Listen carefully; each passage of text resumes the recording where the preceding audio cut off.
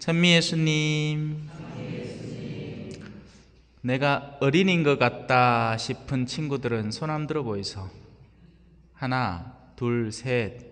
저 마지막 친구는 자동으로 손 들고 있네. 우리 꼬맹이가 팔을 다치갖고 기부스를 엄청 큰 걸 내가 아까 문 열고 들어오는데 익하고 들어온다. 네. 자, 앞으로 나오세요.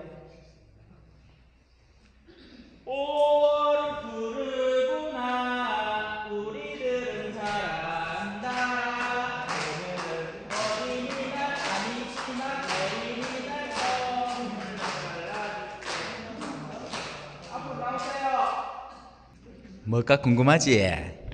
까작부 시래기. 나도 하나 받았습니다. 저도 어린이잖아. 하늘나라 가야지.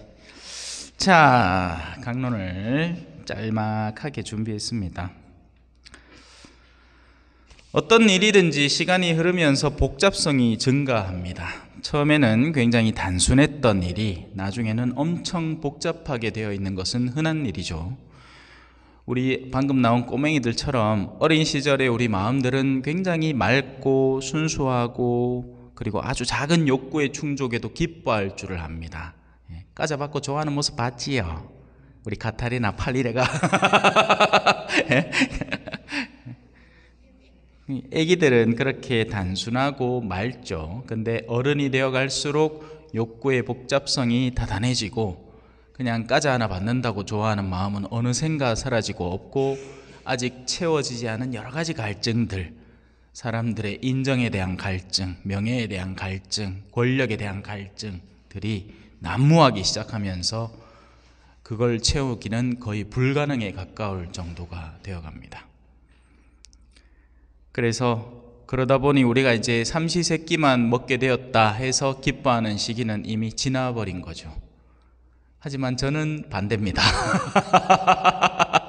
오늘 부모님 댁에 잠깐 뭐 드릴 게 있어서 갔다 오는데 전화가 띠리리리 와. 성당에서 청소하신 분들이 신부님 식사는요? 예. 바로 갈게요. 그래가 대박짬뽕집 가갖고 맛있는 거 먹었습니다. 자, 이런 흐름은 교회에도 이어져서 처음에는 굉장히 단순했던 요소들이 나중에는 굉장히 복잡한 일이 되어버리곤 하죠.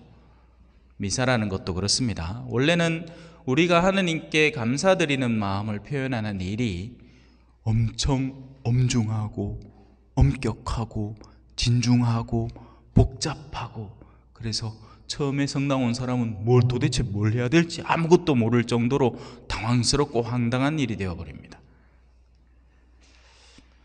지금 우리가 몸담고 있는 초전성당은 비교적 행사가 없지만 그럼에도 불구하고 때가 되면 챙겨야 하는 것들은 존재하기에 마련이죠. 그래서 얼마 전에는 부활 행사를 했고요. 그건 사실 안 해도 상관은 없는 겁니다. 그러나 해야 하는 거죠. 어느샌가 해야 하는 일이 되어버렸습니다. 그죠? 또 오늘도 어린이날이라고 이렇게 선물, 이게 그냥 준비되겠습니까? 누군가가 신경을 써서 선물을 고르고 그걸 포장을 하고 그렇게 다 해놓은 것들을 아이들한테 나눠주는 거죠. 또 며칠 뒤에는 사목 방문이 있죠. 그런 것도 원래는 없던 것들입니다. 교회가 자꾸 다분화되고 다변화되고 하면서 자꾸 뭔가 덕지 붙어 가는 거죠. 근데 그나마 있잖아요. 우리 성당은 조용한 편입니다. 제가 행사하는 걸 별로 안 좋아해서 그렇습니다. 안 가고 뭐 무슨 치맥 파티 한다고 갑자기 막 사람들 불러다가 마당에다가 의자 깔고 책상 깔아라 하고 막 또 어디 주문 받아갖고 치킨 다 깔아놓고 조명 달고 뭐 그렇게 살락하면 아휴 속 시끄럽지 않아요? 그냥 저 호식이 2마리씩 가갖고 먹고 말지. 그죠? 먹고 싶은 사람들은 집에 시켜 먹으면 되지. 그거를 와 성당에서 그래 하냔 말이야. 물론 뭐 그렇게 하는 걸 때로는 그렇게 할 필요가 있죠. 예를 들어서 젊은이들을 한 번쯤 본당에 불러 모으고 싶다, 뭐 그런 목적이란 모르겠는데 어떤 경우에는 그냥 행사기 때문에 하는, 작년에 했기 때문에 하는 겁니다. 그래 뭐 그런 식으로 막 덕지 붙다 보면 일이 막 천정부지로 늘어나는 거예요. 갈수록 교회는 사람이 줄고 있는데, 그죠? 이가 없으면 잇몸으로 씹어야 되는데 말도 안 되는 일들을 처리하느라고 일들을 다 힘을 다 소진하고 있는 거죠. 오늘 독서는 사도들이 어떤 일을 하였는지를 극명하게, 단촐하게, 명료하게 드러내고 있습니다. 기억을 못 하시겠지만 그죠? 우리 참 우리 그것도 문제라. 그죠? 원래는 미사라는 것은 말씀의 전례와 성찬의 전례, 이 핵심적인 두 개 속에서 말씀을 잘 듣고 되새기고 힘을 얻고 기억하고, 그리고 예수님의 몸과 피를 받아 모시면서 한 주를 살 힘을 얻으면 그걸로 그냥 장땡인데 뭘 들은지도 몰라. 뭐 막 앉았다 일났다 이거 한다고 바빠. 막 성부 성자 해갖고 막 들어왔다 막 들어올 때 물지가라 하고 막 바라 하고 이 기도 마치라 하고 막 바빠 죽겠어. 자, 오늘 독서에는 사도들의 활동이 나오는데요, 얼마 전부터 계속 나오던 활동입니다. 자, 그것은 다음과 같은 이야기입니다. 하느님께서는, 우리 조상들의 베드로와 사도들이 대답하는 부분을 한번 읽어드릴게요. 다시. 너무 잘 읽어주셨지만, 사람에게 순종하는 것보다 하느님께 순종하는 것이 더욱 마땅합니다.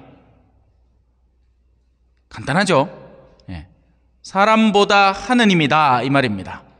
어떤 정치인은 사람이 우서이다 했지만 아닙니다. 우리는 하느님이 우서입니다. 우리 조상들의 하느님께서는 여러분이 나무에 매달아 죽인 예수님을 다시 일으키셨습니다. 이는 복음 선포의 핵심이라고 할 수 있는 겁니다. 어려운 말로 표현하면 캐리그마라고 하거든요. 그 복음 선포의 핵심 내용이 무엇이냐라고 물으면 순환, 죽음, 부활, 끝입니다. 순환, 죽음, 부활, 끝입니다. 우리가 가야 할 길, 우리의 임금이신 분, 우리의 왕이신 분, 우리의 메시아께서 먼저 걸어가신 길, 나는 길이요 진리요 생명이다, 이것이 길이다, 이것이 진리다, 이것이 너희에게 생명을 줄 것이다 하신 그 길은 순환, 죽음, 부활입니다. 세상에서 고생하고 세상에서 깨꼬닥하고 그래야 부활을 한다, 이 말입니다. 순환, 죽음, 부활입니다. 이 간단하고 단순하고 명료한 내용이 갈수록 복잡다단해지면서 교리 교육이 6개월로 늘어나고 뭐 하는 거예요. 근데 교리 교육 안에서 우리가 기억해야 될 건 순환, 죽음, 부활인 겁니다. 여러분들은 순환 당할 것이고 여러분들은 죽을 것입니다. 참된 신앙 안에서. 그러면 어떤 일이 벌어지느냐? 부활할 거란 얘기예요. 근데 안 죽으려고, 고생 안 하려고, 좀에 더 살라고, 좀에 더 편안하게 지내려고 오야든동 생쇼를 하고 있는 우리 모습을 보면서 하느님이 얼마나 재밌겠냐는 말이죠. 그죠? 다시 돌아옵시다.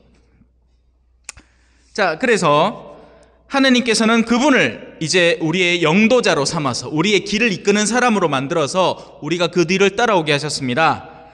그러면서 당신의 오른쪽에 하느님과 거의 동등한 당신의, 우리가 가장 자주 쓰는 팔, 오른팔, 그 정도의 위치에 그 예수 그리스도를 다시 올리셔서 이제는 세상을 향한 심판자로 보내실 겁니다. 이스라엘이 회개하고 죄를 용서받게 하셨습니다. 우리의 죄가 있습니까? 걱정하지 마십시오. 하느님께 돌아서고 그분에게 용서받으면 깨끗하게 없어집니다. 그러면 하느님 앞에 나아가는데 무엇이 장애가 되겠습니까? 돈 버는 데는 장애가 되겠지만, 그러니까 길을 옳게 선택하라 이 말입니다. 우리가 회개하고 죄를 용서받아 영원한 생명을 얻는 여정은 활짝 열려 있는데 왜 그 길을 자꾸 포기하고 쟁기를 잡고 자꾸 뒤돌아보는 사람이 되냔 말입니다. 그러면서 세상을 탐하고 세상 것에 대한 관심을 계속 늘려가고 거기에 걸로 다시 마음을 어지럽히고 뭐 정치인 누구 하나 때문에 그럼 지겨야 되는데 하면서 막 미움을 막 증폭시키고 분노를 조장시키고 왜 그렇게 사냐 이 말입니다. 왜 그렇게 복잡다단하게 사냐 이 말입니다. 신앙은 너무 단순하고 명료한데, 우리는 이 일의 증인입니다. 사도들이 할 일 단 한 가지, 바로 이 일을 증언하는 것. 그게 원래 교회의 사명이고 교회의 목적입니다. 가서 복음을 전하여라. 미사의 맨 마지막에 사제가 항상 여러분에게 명령하죠. 가서 복음을 전하시오. 그게 끝입니다. 복음을 전하는 것. 복음을 전하기 위해서는 내가 복음화가 되어야죠. 내 안에 복음이 있어야 복음을 줄 겁니다. 사과를 갖고 있어야 사과를 주지. 사과가 없는데 사과를 왜 줘? 복음을 내가 갖고 있어야 복음을 전해주죠. 내 안에 신앙이 기쁨으로 자리 잡고 있어야 내가 갖고 있는 그 신앙이 타인에게도 기쁨으로 다가서죠. 그러니 부모들이 자식들한테 신앙을 안 전해주고 싶은 거예요. 왜? 내가 해보이 뒤죽겠거든. 기쁨이 하나도 없어. 좀에 신락하면 성당 나오라 캐사, 일요일날 잠 좀 잘라 하면 성당 가야 된다 캐사, 안 가면 냉담이라고 교적에 줄 끄인다고 생난리를 치. 울며 겨자 먹기로 나는 외야던동 신앙생활을 하긴 하는데 자식들한테는 우리 애들은요 나중에 세계애들이 성인 되면 자기 신앙 선택하게 하려고요. 아따 떡떡다 와 예방주 사도와 다 커가 마치지. 아들 면역 다 막 나빠져갖고 딱 깨꼬딱 죽을락 할 때. 아니죠. 아니란 말입니다. 우리가 기쁨이 없다는 겁니다. 우리가 왜 신앙이 안전해지느냐? 너무 간단한 겁니다. 자매님들 화장품 하나 써보면 좋은 말 있잖아요. 어머야 요거 비비크림 요거 새로 하나 샀디 마있나? 요 금버섯이 다 사라진다 야.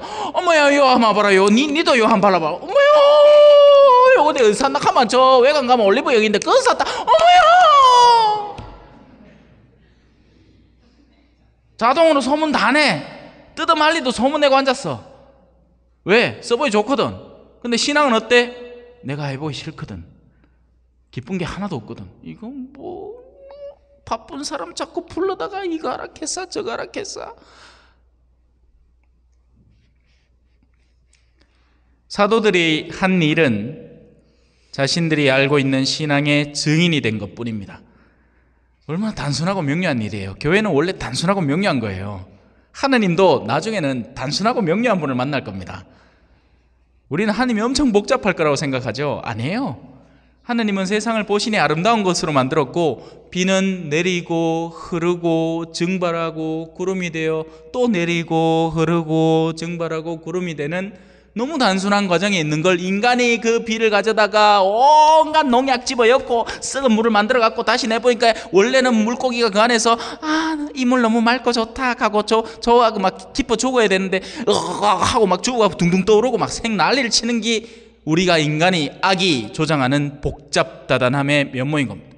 가정이라는 건 원래 단순한 거예요. 아버지는 아버지의 자리를 차지하고 있고 어머니는 심장으로서 그 집안에 온갖 사랑의 피를 불어넣어주고 있고 그리고 자녀들은 부모님에게 순명하는 그런 단순하고 명료한 가정체계가 지금은 낱낱이 파괴되고 있지 않습니까? 아버지는 아버지대로 권위가 없어. 엄마는 사랑을 안 해. 자식들은 저가 부모보다 더 똑똑하다고 착각을 하고 앉았어.